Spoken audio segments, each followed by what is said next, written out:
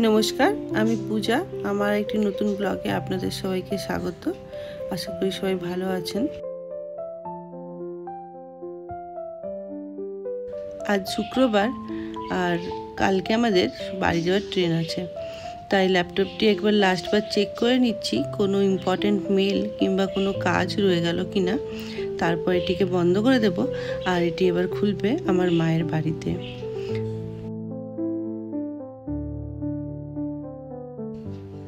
এখন বাজে সন্ধ্যে 6টা। আমার অফিস তো হয়ে গেছে, একবার দেখি, চলুন ওর কাছে যাই। ওকে আমি জিজ্ঞেস করছিলাম যে ও আর কতক্ষণ পরে লগ আউট করবে, কারণ আমার পাশের বাড়ির বান্ধবীটি একটু আগে ফোন করেছিল। ও আজ বানাবে চালের রুটি। আমার ফ্রিজে অনেকটা চিকেন আছে, তাই আমি ভাবলাম চালের রুটি আর চিকেন আজকে আমরা যাবার আগে একটু পার্টি করে নিই। এই যে এটি দেখছেন, এটি আমাদের লিস্ট। আমরা কোথাও যাওয়ার আগে এরকম একটি লিস্ট বানিয়ে রাখি কী কী আমাদের নিয়ে যেতে হবে আর যাওয়ার আগে কী কী করতে হবে। আর সেই হিসাবে এখানে সব জিনিসপত্র এক কাছে রাখি, আর যাবার আগে প্যাকিং করার সময় এক একটি জিনিস এখান থেকে নিয়ে একসাথে রাখা হয়েছে। এতে মিস হওয়ার চান্স অনেক কম থাকে। আর যে দেখছেন, এটি একটি গরু। একটি সফট টয়। এটি আমাদের বাড়ির ছেলেটির জন্য কেনা হয়েছে। তার জন্মদিনে তার অনেক মন খারাপ হয়ে গিয়েছিল, কেন কিনা তাকে কেউ একটা গরু গিফট করেনি। তাই আমাকে বলেছিল যে ছোটি মাম্মি একটা গরু নিয়ে আসবে তো। তাই সেই জন্য তার জন্য একটি গরু নিয়ে যাওয়া হচ্ছে।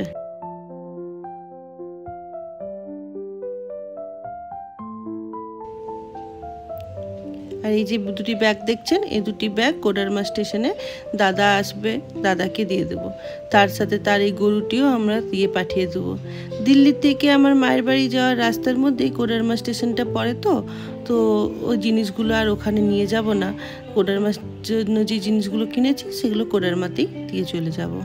আর যেখানে আমি জিনিসপত্র প্যাক করতে বসে পড়েছি, কারণ এখনও দাসবাবুর অফিস হয়নি।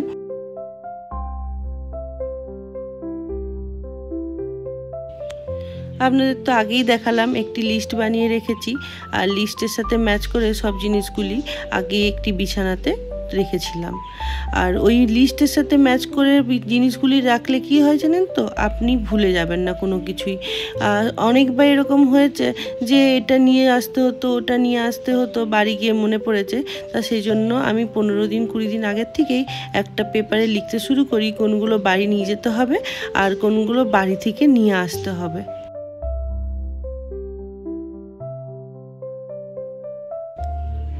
আসলে বছরে একবার বাড়ি যাই, তো আবার 1 মাসের জন্য মাত্র। তো সেই জন্য অনেক কিছু কিনে রাখি, বাড়ি যাব নিয়ে যাব। তো সেগুলোকে যাবার সময় ভুলে গেলে না মনটা ভারী খারাপ হয়ে যায় যে কিনে রাখা হলো আর নিয়ে আসা হলো না। সেই জন্যই আর কি এরকম লিস্ট বানিয়ে রাখা। তো এইবারে আমরা প্রায় 1 মাসের জন্য বাড়ি যাচ্ছি। আর বাড়ি যাচ্ছি তো প্রথমে আমার মায়ের বাড়ি যাব, সেখানে আমরা থাকবো 2 সপ্তাহ। তারপরে আমার শ্বশুর বাড়ি আসবো, তো সেখানে থাকবো 2 সপ্তাহ। তো প্রথমে তো ওয়ার্ক ফ্রম হোমই করব, আর পুজোর থেকে লক্ষ্মী পুজো পর্যন্ত আমি ছুটি নিয়েছি।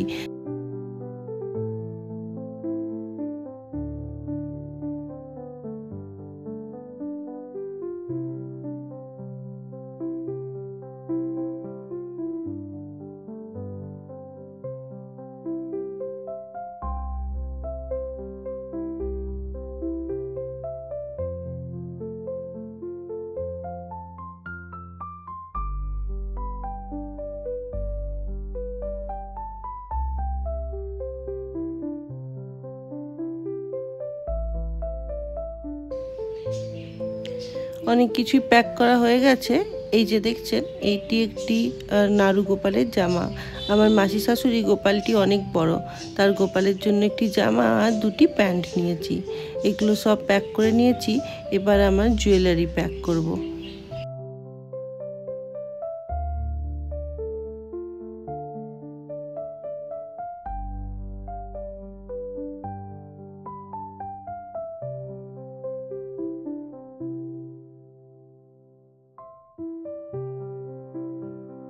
এই যে এবার আমার এই সাজগোজের জিনিসগুলি প্যাক করে নিই। কিছু আর্টিফিশিয়াল জুয়েলারি আগের বারে সরোজিনীনগর থেকে কিনেছিলাম কিছু জুয়েলারি। এই যে দেখুন, আপনাদের সাথে তো দেখানোই হয়নি সবগুলি। একটি গ্রিন কালারের একটি জুয়েলারি কিনেছিলাম পরে, আর একটি পার্পল কালারের। আর এগুলোকেও সব নিয়ে যাব। ম্যাচিংয়ের সাথে কিছু জুয়েলারি নিয়েছি আর কিছু এক্সট্রা জুয়েলারিও নিয়েছি। আর এই যে দেখছেন, এটি একটি আমার অফিস কালিগ কাশ্মীর থেকে আমার জন্য এনে দিয়েছিল। তার বাড়ি কাশ্মীরে, সে যখন বাড়ি গিয়েছিল সে আমার জন্য নিয়ে এসেছিলো। তো এটাও নিয়ে যাই। আমার না ম্যাচ হলেও বোনদের তো কারোর না কারোর ম্যাচিং কিছু হয়েই যাবে। তো এইসব প্যাক করে নিয়ে আর এবার যাব রান্না করতে।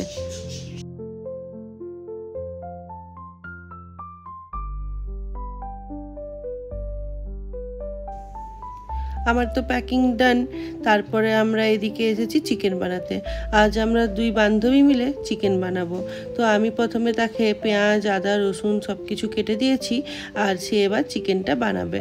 প্রথমে পেঁয়াজগুলোকে ভালো করে ফ্রাই করে নিয়ে এতে জিরে গুঁড়ো, ধনে গুঁড়ো, লঙ্কা গুঁড়ো, নুন দিয়ে আবার ভেজে নিচ্ছে। আজ সে তার নিজের মতো করে চিকেন বানাবে আমাদের বাড়িতে। তো দেখুন, চলুন আপনারাও শিখুন আর আমিও শিখি নতুন স্টাইলে একটা চিকেন রেসিপি।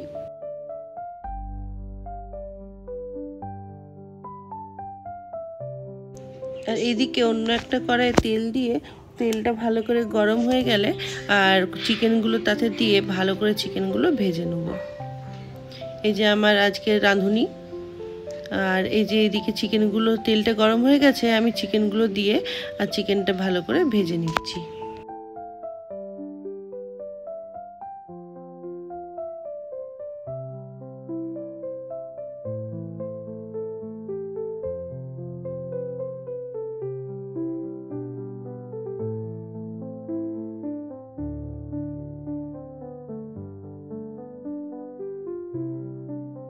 এই বান্ধবীটি আমার পাশের বাড়িতে থাকে, আর তার ছেলে আমার পাখিগুলির খুব বড় ফ্যান। সে প্রতিদিন একবার আসবেই আমার পাখিগুলির সাথে দেখা করতে, আর আজকেও এসেছে। দেখুন, চলুন ওর সাথে আলাপ করাই।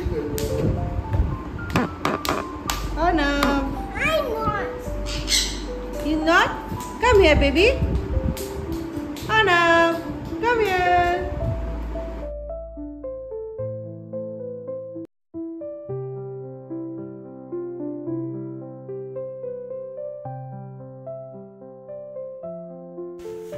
এই যে এইদিকে মশলাটা ভালো করে কষা হয়ে গেছে। এবার ওই যে ভাজা চিকেনগুলো আমরা ওই মশলার কড়াইটাতে ট্রান্সফার করে নেব। তো ও ভাজা চিকেনগুলো এই কড়াইটাতে দিয়ে দিচ্ছে। এবার মশলাটার সাথে চিকেনটা ভালো করে কষিয়ে নেবে।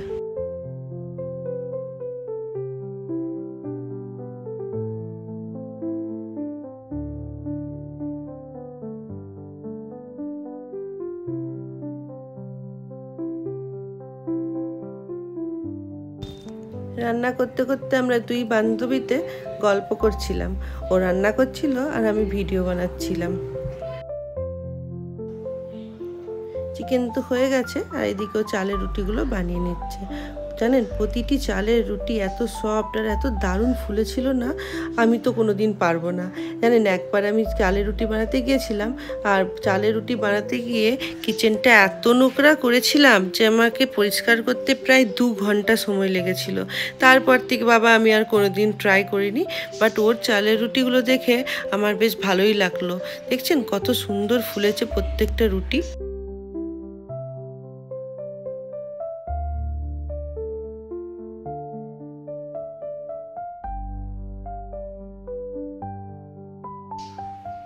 সব রুটিগুলি তো বানানো হয়ে গেছে। আর এই যে আমাদের পুরো টিম এখানে, আনাবের ফেভারিট পিকক চলছে, আর আমরা এখানে ডিনারের জন্য রেডি। প্রথমেই আমাদের দাসবাবু টেস্ট করে বলবেন যে কীরকম হয়েছে। আর ভাইয়া কিন্তু চিকেন খায় না, তার জন্য সে তার জন্য বার্গার নিয়ে এসেছিল, সে বার্গার খাচ্ছে, আর বাকি আমরা সবাই চিকেন আর এই চালের রুটি খাবো। দেখুন আমাদের টেস্ট করে মাস্টার শেফ কি বলেন।